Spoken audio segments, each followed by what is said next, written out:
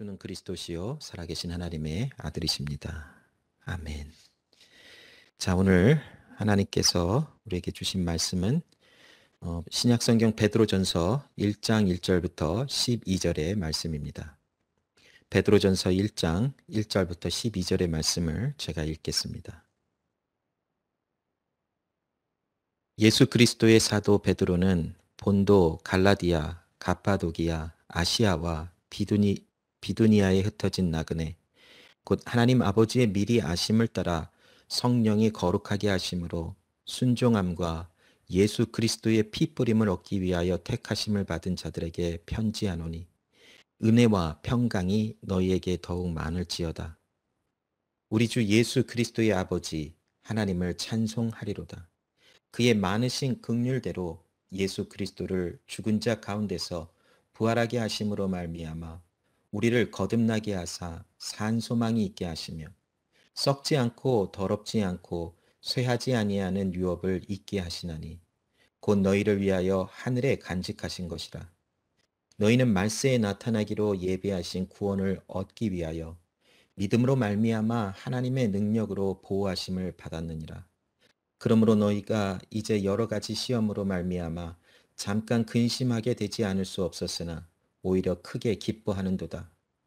너희의 믿음의 확실함은 불로 연단하여도 없어질 금보다 더 귀하여 예수 그리스도께서 나타나실 때에 칭찬과 영광과 존귀를 얻게 할 것이니라. 예수를 너희가 보지 못하였으나 사랑하는도다. 이제도 보지 못하나 믿고 말할 수 없는 영광스러운 즐거움으로 기뻐하니 믿음의 결국 곧 영혼의 구원을 받음이라. 이 구원에 대하여는 너희에게 임할 은혜를 예언하던 선지자들이 연구하고 부지런히 살펴서 자기 속에 계신 그리스도의 영이 그 받으실 고난과 후에 받으실 영광을 미리 증언하여 누구를 또는 어떠한 때를 지시하시는지를 상고하니라. 이 섬긴 바가 자기를 위한 것이 아니요 너희를 위한 것이니 계시로 알게 되었으니 이것은 하늘로부터 보내신 성령을 힘입어 복음을 전하는 자들로 이제 너희에게 알린 것이요 천사들도 살펴보기를 원하는 것이니라. 아멘.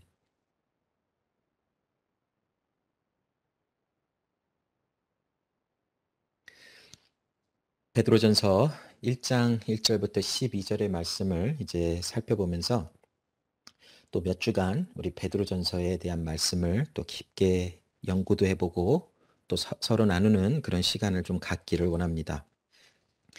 자, 베드로전서의 그 핵심 단어들을 좀 살펴보면 고통, 영광, 또한 기쁨이라고 하는 세 가지의 대표적인 단어를 또한 이렇게 살펴볼 수 있을 것 같아요.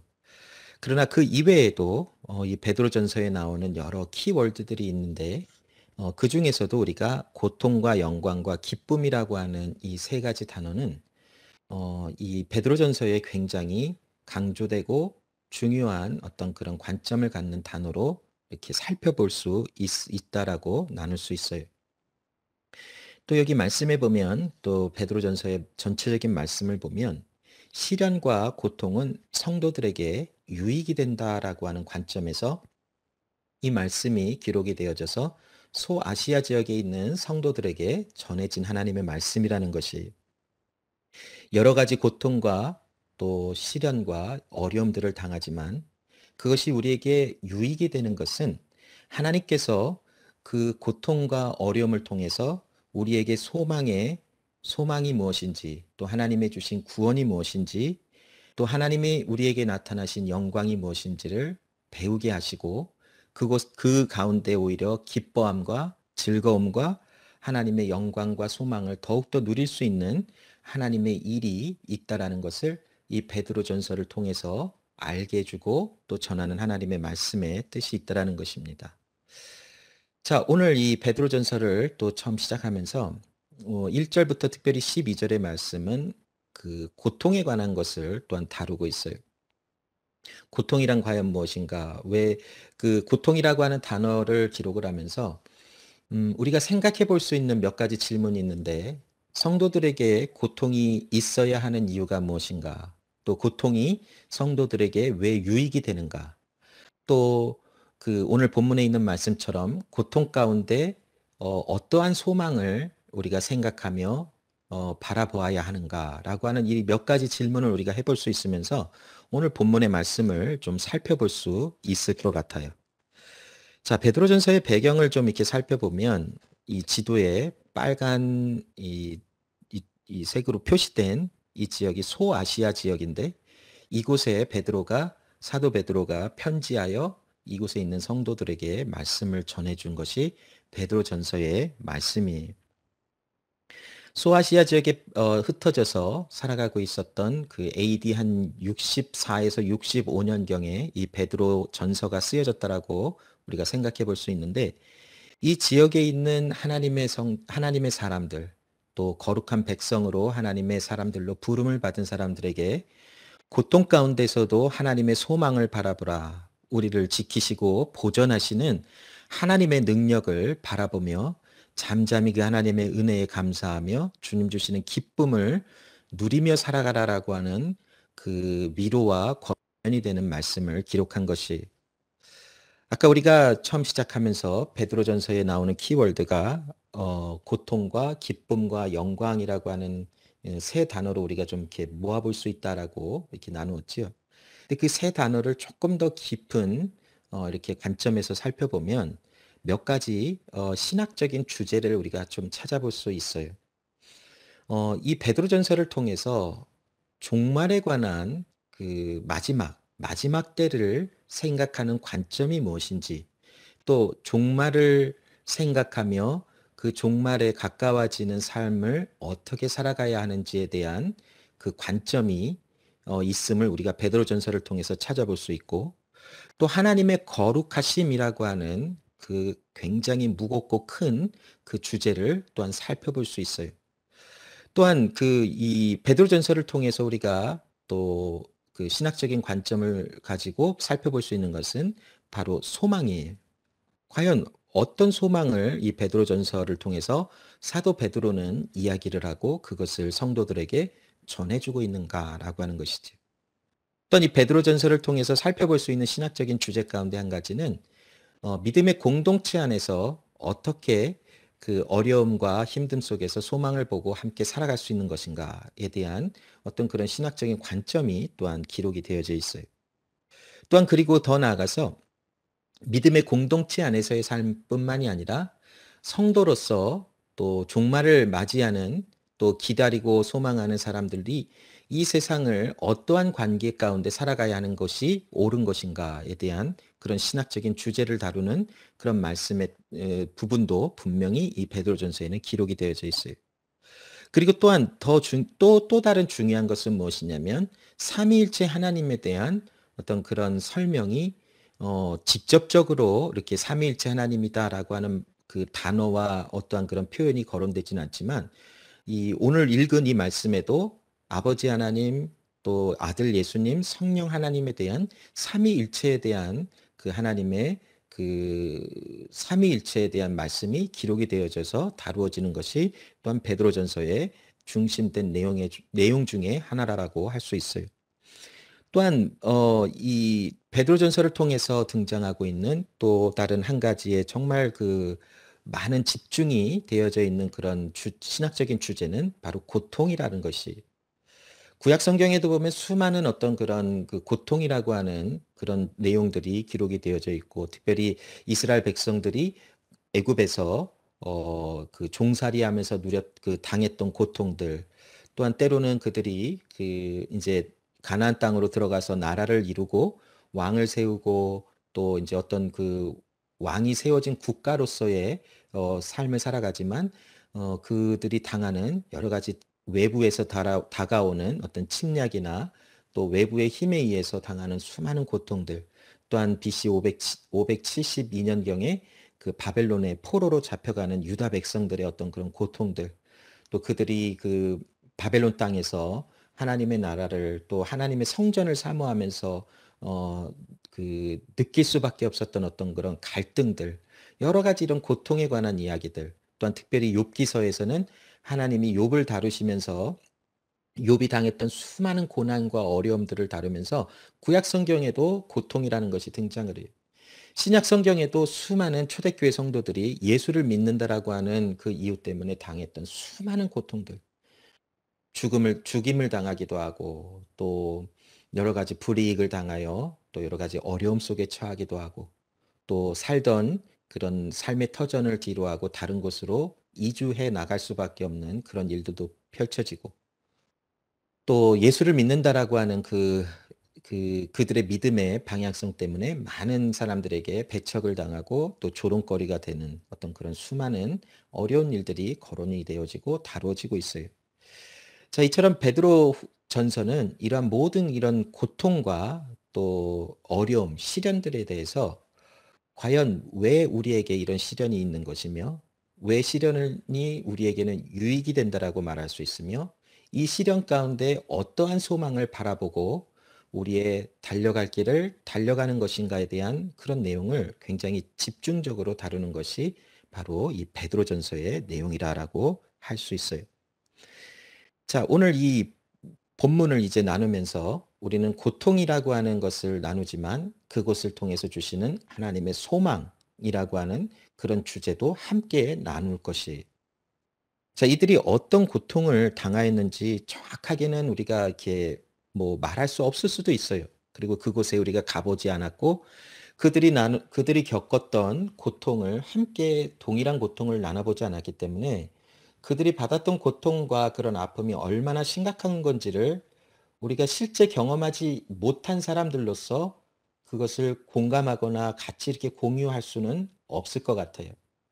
그런데 AD 64년, 65년경에 있었던 이 소아시아 지역에 있었던 이들이 받았던 그 고난과 고통의 그 역사적인 그 기록들을 보면 예수를 믿기 때문에 당했던 그런 어떤 죽음이라고 하는 것을 놓칠 수는 없어요. 그리고 그들이 많은 사회적으로 고립이 되어지고 또 많은 사람들로부터 배척을 당했던 일들이 이렇게 역사 속에 있어요. 그러나 이제 이 기독교라고 하는 것이 이제 점점 세월이 지나면서 AD 300년이 넘어가면서 이제 로마가 그것을 국교화하면서 이제 점차적으로 그런 어떤 그런 대혼란이나 어떤 많은 핍박이나 어려움들이 조금 이렇게 좀 줄어든 것은 사실이에요. 그러나 그 전까지는 예수를 믿는다라는 것이 어떤 정치적으로 또 사회적으로 굉장히 큰 이슈가 되는 일들이 많았어요. 이 기독교인들이 함께 모여서 어떤 그 정부에 대항을 하거나 아니면 이들이 힘을 모아서 또 어떤 뭐 큰 반란을 일으킬 수도 있고 또 여러 가지 사회적인 문제를 일으킬 수도 있을 수 있다라고 하는 어떤 그런 그 사람들의 생각의 흐름 속에서 예수를 믿는 사람들을 그냥 막 배척한 것이에요. 그리고 불이익을 주기도 하고 또 그런 사회적인 어떤 흐름 속에서 분위기 속에서 예수를 믿는다라는 것이 결코 쉬운 것이 아니었다라는 것이.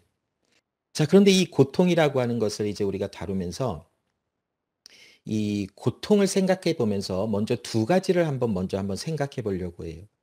첫 번째, 이 고통이라는 것은 정상적인 것은 아니라는 것이 무슨 말이냐면 하나님께서 이 세상을 창조하셨을 때에 고통이라는 것을 창조하셨다라고 하는 것은 아니에요. 하나님의 생각하시는 이 세계에는 고통이 배제된 또 어려움과 시련과 핍박이 배제된 하나님의 세우신 그런 완전한 나라예요. 자, 그런데 이 사람이 선악을 알게 하는 남의 열매를 먹고 이제 이 세상에 저주와 하나님의 심판이 들어오면서 고통이라는 것이 함께 등장하게 되어져 있죠. 자, 그렇다고 해서 이 고통이라고 하는 것, 어두움과 악함이라는 것이 어떤 하나님과의 대등한 어떤 그런 능력이 있어서 하나님의 지으신 세계에 이 침투하여 들어온 것은 또한 아니에요.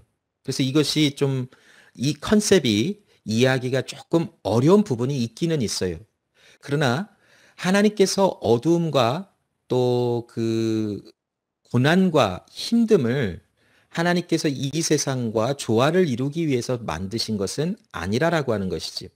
물론 이것에 대한 주제를 나타내려면 또 다른 시간에 우리가 좀 해야 되는 어떤 그런 좀 많은 시간을 할애해야만 나눠질 수 있는 또 이해가 되는 그런 부분이 있어서 요렇게까지만 하겠지만, 그러나 이 고통이라고 하는 것을 나눌 때의 전제 조건은 하나님께서 만드신 세상 가운데 고통이라는 것은 정상적인 것은 아니다라는 것이, 자, 두 번째 전제 조건은 무엇이냐면 하나님께서 이 모든 것을 통치하신다라는 것인데, 심지어 고통과 또 그 힘듦과 시련 역시도 하나님의 주권 밖에서 스스로 독립적으로 움직이는 것이 아니라 하나님의 통치를 받고 있다라는 것이, 자, 이러한 부분들이 이해하기가 굉장히 좀 어려운 부분은 있어요.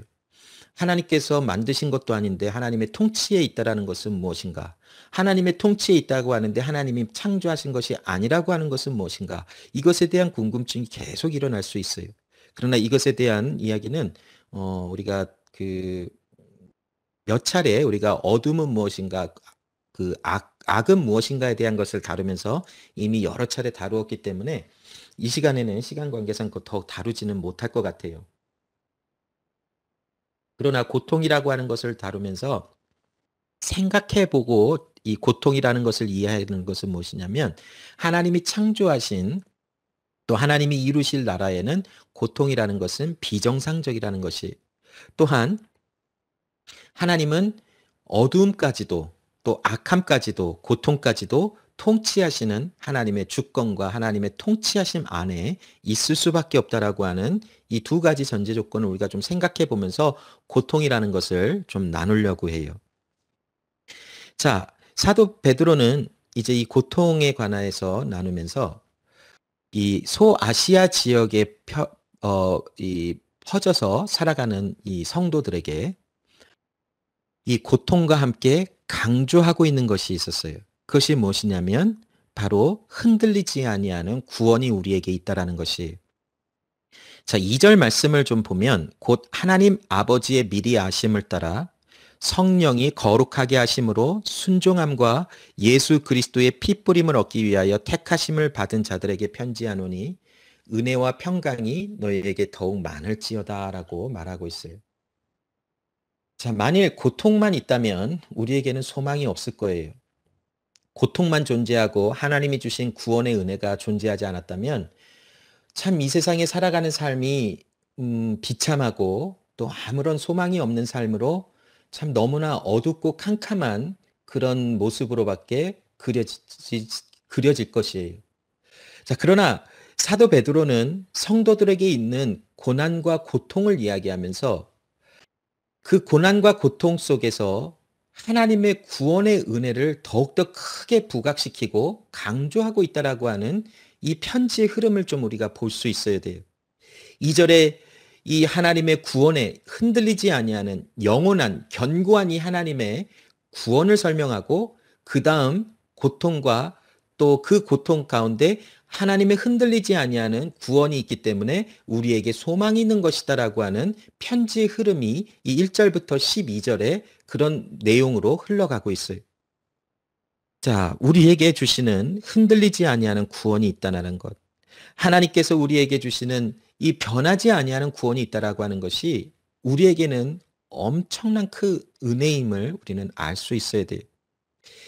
베드로전서 1장 2절에 이 말씀이 예정론에 관해서 말씀하고 있다라는 것은 부인할 수 없어요.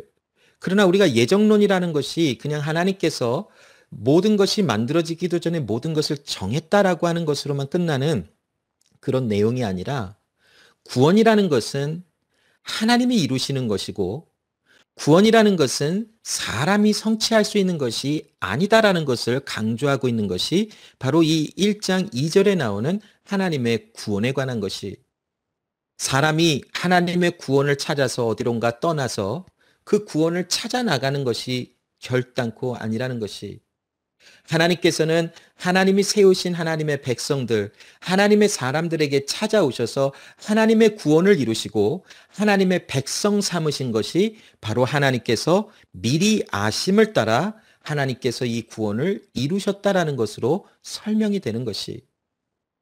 자, 우리가 7월 달쯤에 나눴던 말씀 중에 하나님의 언약에 관한 말씀들을 한번 나눈 적이 있었는데 그것을 좀 기억하실 것이에요. 우리가 하나님의 언약을 성경에 나와 있는 언약을 크게 세 가지로 나눠보면 하나님의 구속의 언약, 행위에 대한 언약, 은혜에 대한 언약이라고 나눌 수 있다라고 나누어 보았지요. 이 모든 언약들은 이제 하나님과 하나님 그 삼위일체 하나님의 사이에서 또 하나님과 사람들과의 세워진 어떤 그런 언약을 설명하고 있는데 그 여기 보면 그 행위에 대한 언약과 은혜의 언약은 하나님이 사람과 세우신 언약이에요. 자, 이 시간 관계상 이 행위 언약과 은혜 언약은 생략할 것이에요. 그러나 여기 보면 그 The Covenant of Redemption이라고 하는 이것이 있는데 여기 보면 물론 Covenant of Grace라고 표현이 되어 있지만 실상 정확한 표현은 The Covenant of Redemption이라고 하는 구속 언약이라고 하는 말로 우리가 좀 정리를 좀 할 필요가 있어요. 자, 이 구속에 관한 언약은 어떤 내용을 갖고 있냐면 이 세상이 만들어지기 전에 하나님께서 이 세상을 창조하시기 전에 삼위일체 하나님 안에서 세워진 약속이다라는 것이 다른 언약과는 다르게 이 구속 언약은 삼위일체 하나님 안에서 세우신 언약이에요. 어떤 언약인가? 하나님께서 세우신 하나님이 택하신 하나님의 백성들을 반드시 구원하시리라라고 하시는 하나님의 세우신 삼위일체 하나님 안에서 동의가 되어진 언약이 바로 The Covenant of Redemption이라고 하는 구속 언약이라고 하는 것에 대한 내용이에요. 자, 이 내용을 조금 살펴보면 어떤 내용이 있냐면 아버지 하나님께서 그 아들 예수 그리스도에게 하나님의 택하신 사람들을 주시고 또 그리스도 예수가 십자가 위에서 죽으시고 그 예수의 보혈의 피로 말미암아 하나님의 세우신 사람들의 죄가 구속함을 받고 사함을 받는 것을 정하셨다라는 것이 아들 예수는 그리스도 예수는 그 하나님의 말씀에 순종하여 이 세상에 사람의 모양을 입고 오셔서 하나님의 말씀을 순종하여 십자가 위에 올라가셔서 그 십자가 위에서 죽으시고 구원을 이루어내시는 아들 예수 그리스도의 그 모습이 약속이 된 것이 또 성령 하나님은 그 은혜가 하나님이 택하신 하나님의 사람들에게 적용되어져서 또 임하여서 하나님이 택하신 하나님의 사람들이 예수 그리스도와 연합하여 영원한 하나님이 주시는 구원의 은혜 속에 거하게 하시는 것을 알게 하시고 또 도우시는 그 일을 감당하시는 것을 정하신 것이라는 것이 그래서 이 구속의 언약이라는 것은 삼위일체 하나님 안에서 정하시고 또 만들어 놓으신 하나님의 언약인데 이것은 결단코 파기되거나 변질되거나 또 변경이 될 수 있는 그런 언약이 결단코 아니라는 것이 하나님이 이 세상을 창조하시기 전에 삼위일체 하나님 안에서 하나님이 택하시고 하나님이 지명하시고 하나님이 거룩한 백성으로 하나님의 거룩한 나라로 하나님의 사람으로 세워놓으실 하나님의 사람들을 예수 그리스도 안에서 구원이 이루어지며 예수 그리스도 안에서 죄사함이 되어지고 그리스도 예수와 연합하여 영원히 하나님의 나라에 속하여 살아갈 수 있게 하시는 하나님의 이 은혜는 결단코 변하지 아니한 견고한 영원한 언약이라는 것을 말씀해 주시는 것이 사도 베드로는 오늘 2절 말씀을 통해서 아버지의 미리 아심을 따라 성령이 우리를 거룩하게 하시고 또 순종함과 예수 그리스도의 피뿌림을 얻기 위하여 택하심을 받은 자들에게 하나님의 은혜와 평강이 너희에게 있다라고 말하고 있는 것이 하나님이 주시는 평강, 하나님의 또한 은혜, 즉 하나님이 우리와 함께 하시고 우리 안에 거하시는 우리와 연합하고 계시는 그리스도 예수 안에서 하나님이 함께 하시는 또 하나님이 우리와 그 기쁨과 즐거움을 함께 누리게 하시는 이 은혜가 구원이라고 하는 엄청난 이 은혜 가운데 우리에게 존재한다라는 것을 말하고 있어요.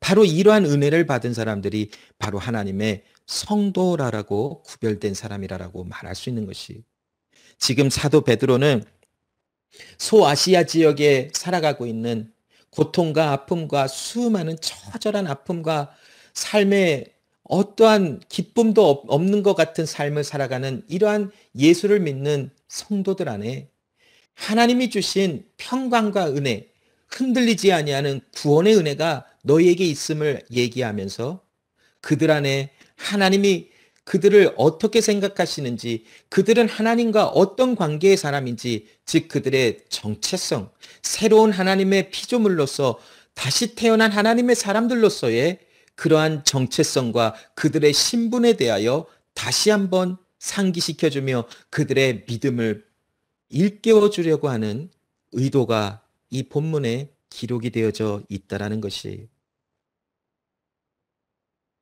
자, 이제 사도 베드로는 이들에게 고통이 있을 수 있다라고 하는 것을 말하고 있어요. 자, 이 예수를 믿는 사람들에게 왜 고통이 있는 것인가를 이해를 좀 돕기 위해서 히브리서 12장 8절 말씀을 좀 참고해 볼게요. 히브리서 12장 8절 말씀을 보면 징계는 다 받는 것이거늘 너에게 없으면 사생자요 친아들이 아니니라라고 말하고 있어요. 자, 우리가 이 말씀을 시작하면서 고통이라는 것을 이야기하기 전에 두 가지 전제 조건은 하나님이 만드신 세계에 고통이라는 것은 비정상적이다라는 것을 나누었지요. 하나님께서 만드신 세상은 하나님과 사람 사이에 화목이 있고 평강이 있고 은혜가 있는 그런 그 하나님과의 사람과 사이에 아름다운 어떤 그런 관계가 있음을 이야기를 하고 있어요. 그런데 사람이 죄를 범함과 동시에 사람 안에 그 하나님처럼 되고 싶은 어떤 그런 탐욕과 또 욕심과 어떤 그런 죄성이 드러나므로 하나님과의 관계가 깨어졌음이 이제 드러나지요. 자, 그로 통해서 이 세상은 하나님의 심판과 저주와 또 어두움이 가득하게 되어져 있어요. 심판 가운데 있는 또 어둠과 타락한 상태에 있는 사람들은 그 누구도 하나님을 찾을 수가 없어요. 그러나 하나님께서 이 세상에 하나님이 구원하시기로 작정하신 하나님의 사람들에게 하나님의 은혜와 평강 또 하나님으로부터 오는 믿음의 선물이 주어질 때에 그 타락하여 하나님을 찾을 수도 없었고 알 수도 없었고 부를 수도 없었던 많은 하나님이 택하신 사람들 안에 갈등이 일어나기를 되어져 있어요. 그들 안에 하나님의 법이 또 하나님의 말씀이 주어졌지만 그들 안에 또 다른 그들의 마음의 법이 또 있어서 그것이 계속 충돌하고 부딪히는 것이, 왜냐하면 우리는 로봇처럼 만들어진 사람들이 아니기 때문이라는 것이, 인격체로 만들어졌기 때문에 인격체가 그냥 하나님께서 주신 어떤 말씀으로 그냥 한 번에 바뀌어지는 것을 이야기하고 있는 것은 아니, 인격을 갖고 있기 때문에 수많은 생각과 의지가 있기에 하나님이 주신 말씀과 또 그들이 갖고 있던 어떤 본질적인 그런 마음의 상태가 계속 부딪혀 있게 되어져 있어요. 만약 하나님께서 주신 은혜와 말씀이 없다면 그들은 예수를 믿는 사람들이 받는 고통과 아픔을 느낄 필요는 없을 것이, 물론 세상이라고 하는 가운데 타락하고 또 어두움 가운데 그들이 받는 고통들을 물론 받아야 되겠지만 하나님의 사람들로서 받아야 되는 고통은 아마 누리지 않을 수밖에 없겠지. 자, 여기 히브리서 12장 8절에 사생자가 아니라 친 하나님의 자녀이기 때문에 너희들이 징계를 받는 것은 당연한 것이다라는 것이, 여기서 징계라는 것은 하나님이 허락하신 테스트를 이야기를 하고 있어요. 우리가 믿음이 온전한 것인지를 나타내고 또 우리 이 믿음의 삶 속에서 하나님을 진정으로 바라보는 것이 나타나질 수 있는 하나님이 허락하시는 이 시험에 관한 것을 이야기하고 있는데, 이 모든 것이 바로 하나님의 자녀들에게 허락된 것이다라는 것이, 오늘 본문에 나오는 이 시련과 어려움과 고통은 조금 더 우리가 이 생각해 보는 것은 무엇이냐면 하나님의 자녀이기에 받는 어떤 그런 하나님이 허락하신 테스트라고 우리가 좀 생각해 볼 수 있어요. 자, 하나님의 자녀이기 때문에 우리 가운데 주시는 하나님의 은혜가 우리 안에 있는 본질적인 어떤 마음과 계속 부딪히므로 그 안에서 시련과 고통이라고 하는 것이 계속 나타나게 되어져 있다는 것을 말하고 있어요. 또한 우리가 하나님의 말씀을 받은 자이기에 하나님의 생명을 받은 자이기에 이 세상을 살아가면서 그 생명을 받음으로 인하여 받는 고통과 또 아픔들이 존재하는 것은 당연하다라는 것이. 왜냐하면 이 세상은 하나님의 생명과 다르기 때문이라는 것이.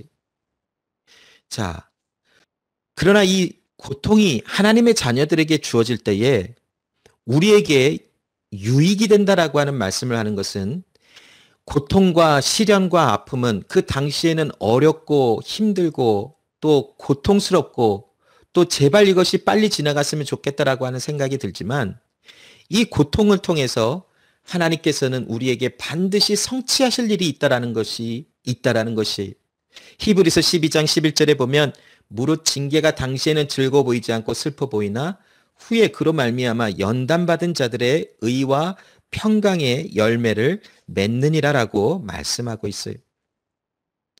여러분, 하나님께서 우리에게 고통을 허락하시고 또 예수를 믿는 믿음 안에서 이 고통을 받는 우리의 마음속에 이 고통이 당시에는 힘들어 보이고 어려워 보이지만 분명한 하나님의 의와 평강의 열매를 맺는 결과를 가져오는 일이 있기 때문에 고통이 우리 가운데 유익이 된다라고 말씀하고 있어요. 6절부터 9절까지의 말씀을 보면 너희가 이제 여러 가지 시험으로 말미암아 잠깐 근심하게 되지 않을 수 없었으나 오히려 크게 기뻐하는도다. 너희 믿음의 확실함은 불로 연단하여도 없어질 금보다 더 귀하여 예수 그리스도께서 나타나실 때에 칭찬과 영광과 존귀를 얻게 할 것이니라. 예수를 너희가 보지 못하였으나 사랑하는도다. 이제도 보지 못하나 믿고 말할 수 없는 영광스러운 즐거움으로 기뻐하니 믿음의 결국 곧 영혼의 구원을 받음이니라. 여러분, 고난을 받는다라는 것은 우리의 믿음이 더욱더 견고해진다라는 것을 설명하고 있어요. 한번 예를 들어 볼게요. 어떤 어린아이가 이 길가에서 놀고 있는데 저쪽 먼 곳에서 아주 사납고 무서운 개가 그 어린아이를 향해서 달려오고 있어요. 그러면 그 어린아이가 할 수 있는 것이 무엇일까요? 옆에 있는 부모님에게 곧바로 달려갈 것이. 왜냐하면 그 부모님을, 그 엄마 아빠를 신뢰하고 의지하고 있기 때문에. 어려움이 있을 때에 그것은 금방 드러날 수 있어요. 누군가 그 어린아이를 헤아려 할 때에 그 어린아이들은 분명히 엄마 아빠를 찾아 나갈 것이. 자, 동일한 컨셉을 우리가 좀 적용해 볼 수 있지 않을까요? 우리가 만일 예수 그리스도를 믿으며 하나님 아버지를 신뢰하고 믿고 있다면 어려움이 오면 올수록 우리는 하나님을 의지하여 하나님께로 돌아가게 되어져 있어요. 이것은 구원받은 하나님의 사람이라면 당연히 일어나야 할 그런 모습이라 할 수 있어요. 그런 관점에서 시련과 어려움은 우리의 믿음을 더욱더 견고한 믿음으로 성장시킨다라는 것이. 자, 불로 연단하여도 없어질 금보다. 금을 불로 연단하면, 불로 가하면 금은 계속해서 그 정화되어지고 깨끗한 금이 계속 이제 변해져 나가겠지. 이거와 같이 우리의 믿음도 어려움과 힘듦을 통과할 때마다 하나님을 향한 뜨거운 믿음으로 견고하게 나가야 하는 것이다라는 것. 또 그런 부름을 받은 것이, 그런 삶의 모습이 바로 우리에게 있다라고 말하고 있어요. 자, 우리에게 주어진 그 믿음 때문에 우리가 보지 못한 예수님을 사랑하고 지금도 볼 수 없는 예수님을 우리는 살아계신 하나님의 아들로, 나를 구원하신 하나님의 아들로 믿음으로 바라보며 그 안에서 받은 구원이라고 하는 것에 대한 확실함을 더 가지고 살아갈 수 있다는 것이. 믿음의 결국은 곧 구원이라고 하는 결말이 있다는 것을 우리가 알고 환난과 시험과 어려움을 당할 때에 그 우리를 구원하신 그 구원의 견고함이 결단코 흔들리지 아니할 것이며 변하지 아니할 것임을 우리는 알고 더욱더 하나님을 의지하며 나간다는 것이. 여러분, 이것은 당연한 것이. 우리 안에 삶에 찾아오는 수많은 고통과 아픔이 있어요. 사랑하는 사람들을 먼저 보내기도 하고 또 물질에 대한 어려움을 당하기도 하고 또 세상을 살아가면서 여러 가지 힘든 일들을 당하고 고난과 공고함과 또한 염려와 번민과 고민을 할 수밖에 없는 삶이 바로 우리의 삶이라는 것이. 그런데 구원을 받은 하나님의 사람들, 창세전부터 하나님의 미리 아심을 따라 정하심을 받은 하나님의 사람들에게는 이런 어려움에 깊게 들어가면 들어갈수록 우리는 하나님을 더욱더 의지할 수 있는 은혜와 평강을 받은 사람들이라는 것을 우리는 잊지 말아야 돼요. 어려움과 더 고난 공고함이 있다 할지라도 그 가운데서 하나님을 의지하도록 부름을 받은 자들이 바로 우리라는 것이, 물론 당시에 그 고난과 연단을 받을 때에는 힘들고 어려워요. 굉장히 슬프기도 하고 견딜 수 없는 고통 속에서 어려워할 수도 있어요.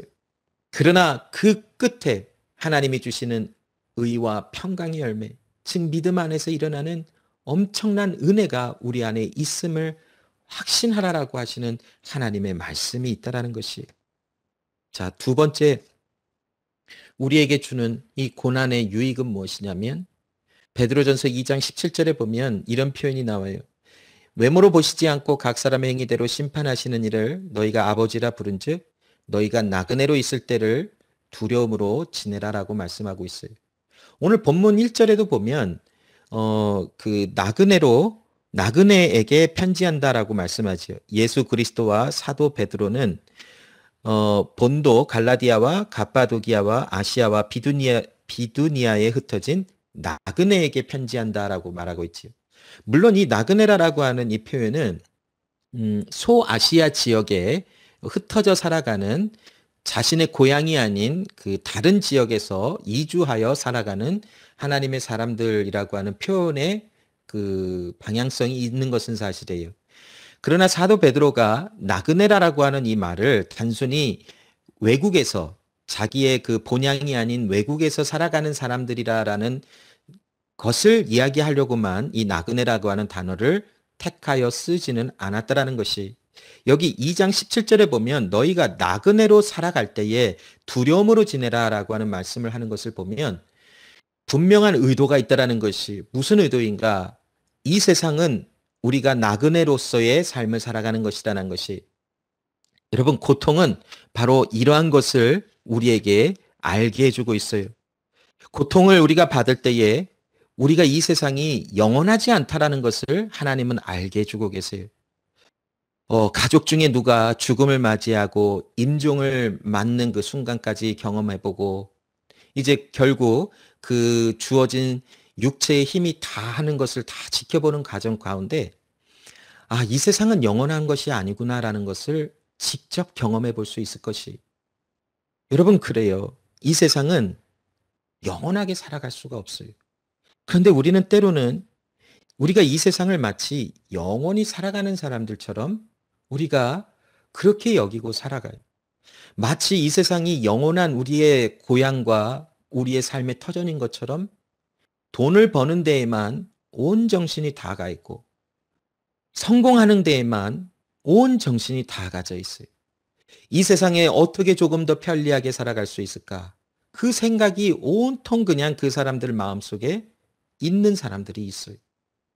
여러분, 우리가 살아가는 세상이 어렵다 해도 참 많은 물질의 풍요가 있는 것은 사실이에요. 물론 때때로 어느 가정마다 또 어떤 개인들에게 물질의 어려움이 찾아오는 경우들도 있어요. 그러나 전반적인 어떤 그런 관점에서 이 세상을 바라볼 때 이 세상은 참 물질의 풍요로운 삶을 살아가고 있어요. 많은 것을 갖췄고 많은 것을 이루고 나가는 사람들이 있어요. 그런 풍요로움 속에서 살아가다 보면 자연적으로 들어가는 어떤 생각의 흐름이 있는데 그것이 뭐냐면 많은 것을 지키고 이 풍요로움을 영원히 품고 살아갈 수 있을 것 같다라고 하는 착각에 빠지는 경우들이 있다라는 것이. 그러나 여러분, 이 세상은 우리가 나그네처럼 살아갈 수밖에 없는 그런 짧은 인생이라는 것을 기억하게 하고 상기시켜주는 것이 바로 고난이라는 것이.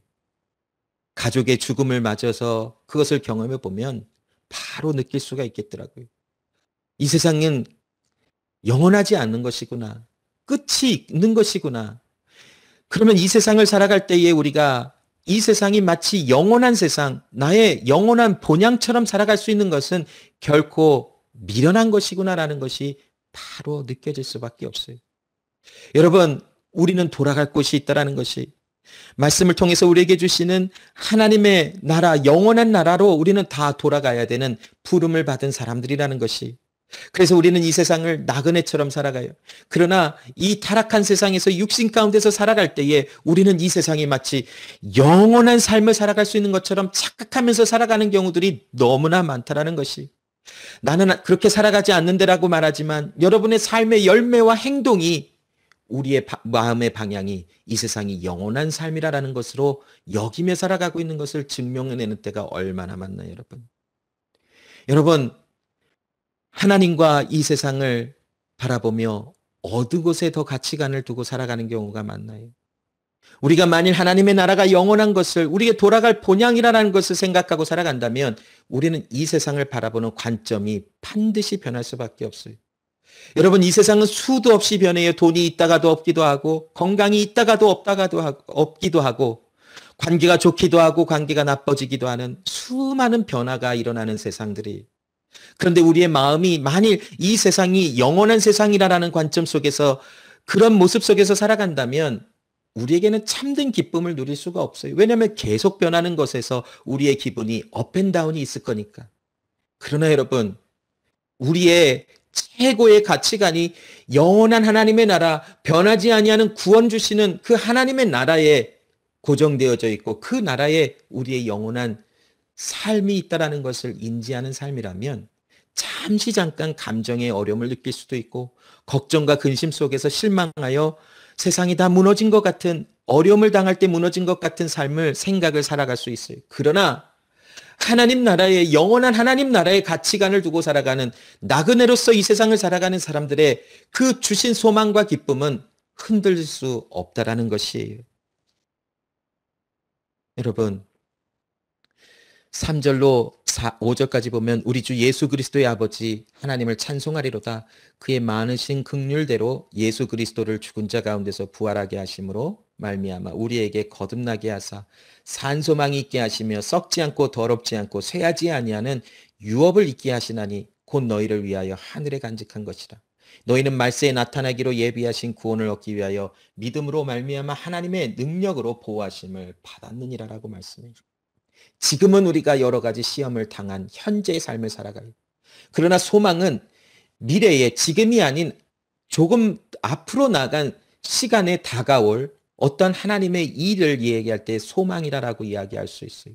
그 말세라고 하는 마지막, 이제 모든 것이 끝나는 그 정말 말세에는 하나님이 준비하신 영원한 하나님의 나라, 그 속에 속하여 살아가는 하나님의 구원받은, 하나님의 새 생명을 받은 사람들로서의 삶이 우리를 기다리고 있다라고 하는 것이, 그래서 우리가 지금 살아가는 현재와 앞으로 다가올 세대를 살아가는 이 시대의 속에서 우리는 갈등하며 살아가는 것이, 현재에 당하는 고통과 아픔이 있지만 앞으로 다가올 하나님의 산소망, 우리에게 새 생명을 주시고 나에게 흔들리지 아니하는 구원을 주신 하나님의 은혜, 또 하나님의 영원한 그 하나님의 나라에 들어가서 기쁨과 즐거움을 누리며 모든 것이 아름답고 모든 것이 회복되어진 완전한 나라에서 살아갈 그 소망, 산소망을 바라보며, 예수 안에서 발견된 그 산소망을 바라보며 우리는 그 시간이 오기까지, 말세가 오기까지 우리는 갈등하면서 이 세상을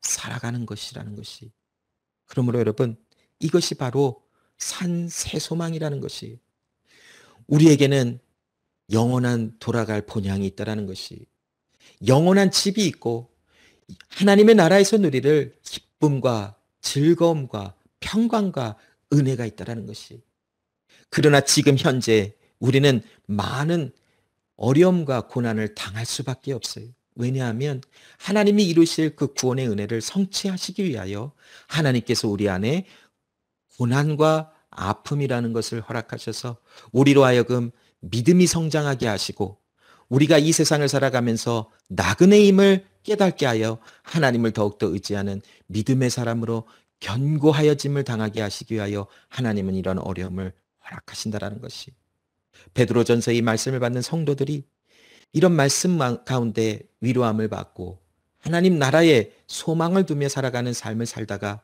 그들의 믿음에 이제 부르심을 받고 하나님의 나라에, 영원한 나라에 간 것과 같이 우리에게도 이 말씀이 동일하게 주어지는 은혜 가운데 이 세상을 영원한 나라, 영원한 삶의 터전으로 생각하는 것이 아니라 나그네와 같이 이 세상을 생각하면서 하나님의 영원한 나라에 돌아갈 하나님의 사람들, 하나님의 부르심을 받은 사람으로 믿음으로 바라보며 눈에 보이지 아니하는 예수 그리스도를 간절히 믿으며 살아가는 우리 모두가 되었으면 좋겠어요. 여러분, 이러한 믿음의 방향과 관점이 있다면 조금 돈이 떨어지면 잠시 잠깐 흔들리고 어려울 수 있고 염려가 있지만 무너지지 않아요. 뭔가 잘 안 되고 실패하는 것 같다 하지만 잠시 잠깐 고민하고 잠시 잠깐 어려워할 수 있어요. 그러나 우리에게 주신 영원한 새 소망 때문에 우리는 무너지지 않는 사람이라는 것이.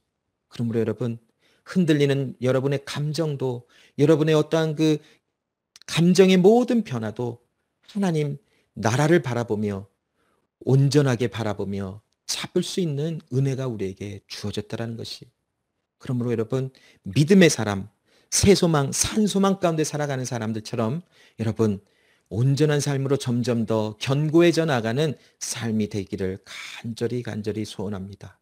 우리는 기쁨과 즐거움과 감사와 영원한 하나님의 나라의 소망을 둔 그런 생명력이 넘치는 사람으로 살아가도록 부름을 받았다라는 것 여러분 잊지 마시고, 또한 소홀히 여기지 마시고 삶의 어떠한 모양에서도 기쁨과 즐거움으로 다시 일어나는 여러분 삶이 되시기를 간절히 소원합니다. 기도하겠습니다. 하나님 아버지 감사합니다. 오늘도 우리에게 새 소망을 주시고 어려움과 아픔 속에서도 하나님의 사람들로서 어떻게 살아가는 것인지, 또 이러한 고통과 아픔이 우리에게 어떤 유익을 주는 것인지에 대한 말씀들을 나누게 하심을 감사합니다. 하나님 아버지, 우리의 소망은 하나님의 나라에 있고 우리의 소망은 우리에게 새 생명 주신 하나님의 은혜 아래에 있으며 마침내 말세에 이루실 우리에게 주어진 그 구원의 완성을 바라보며 이 세상을 살아가는 하나님의 사람들인 것을 기억하게 하여 주사, 어려움과 아픔과 슬픈 일이 있을 때에 잠시 잠깐 우리가 고난 가운데 어려워하고 힘들어할 수 있으나 우리에게 주신 그 영원한 새 소망, 영원한 그러한 은혜 속에서 구원의 은혜 가운데 기쁨을 회복하게 하시며 감사를 회복하게 하시는 하나님의 은혜가 넘쳐날 수 있도록 하나님 역사하여 주시옵소서. 이 세상을 살아가는 것 자체가 고통스럽고 이 세상을 살아가는 것이 고통 가운데서 살아갈 수밖에 없으나 하나님, 우리에게 주신 그 은혜를 바라보며 오히려 하나님의 주신 평강과 은혜 아래서 주의 새 생명을 누리며 하나님 감사를 고백하는 우리의 삶이 다 될 수 있도록 역사하여 주시옵소서. 하나님, 이투스 제자교회를 이처럼 부르시고 하나님 여기까지 인도하신 하나님께 감사를 드립니다. 지금까지 인도하신 하나님의 은혜 속에서도 감사하며 또 앞으로 우리를 인도하실 하나님의 은혜에 감사하며 영원한 새 소망을 바라보며 이투스 제자교회가 하나님 앞에 온전히 세워져서 또 믿음의 향기, 그리스도 예수의 하나님의 아들 되심을 나타내는, 오직 주는 그리스도시며 살아계신 하나님의 아들이심을 자랑하며 증거하는 그런 온전한 교회로 점점 더 성장해 나갈 수 있도록 하나님 역사하여 주시옵소서. 주신 은혜 감사함으로 하나님, 우리의 생명을 주님 앞에 드립니다. 생명이 주께 있음을 물질을 통하여 드리고 마음을 통하여 드리고 삶의 열매를 통하여 하나님께 전부를 올려드립니다. 하나님의 손에 들려진 우리의 삶 속에 하나님의 아름다우심이 증거되게 하시고 우리의 손으로 하는 일마다 우리의 삶을 통하여 하나님의 영원한 나라가 나타나며 증거되는 놀라운 역사들도 있도록 도와주시옵소서. 감사드리며 살아계신 예수 그리스도의 이름으로 기도합니다. 아멘.